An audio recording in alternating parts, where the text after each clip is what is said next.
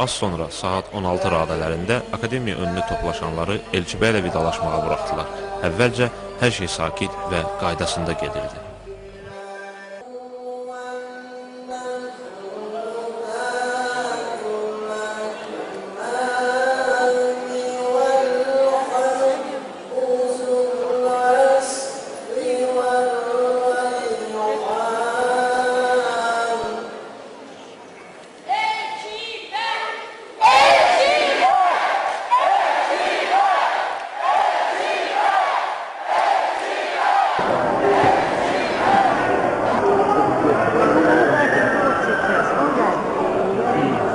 Niye yaramıyor? Bunlara her şey yarıyor.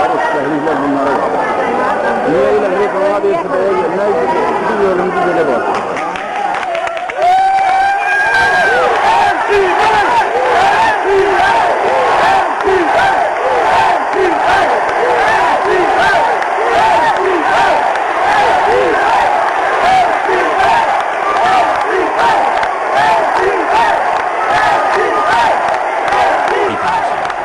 Yüzlərcə adam çılğın-çılğın düz Heydər Əliyevin üzünə ən böyük Elçibəy, başqa böyük yox şüarını bağırmağa başladı. Onların fikrincə, bax beləcə müxalifətin mərhum liderini yüksəltmək və iqtidarın diri sahibini alçatmaq olardı.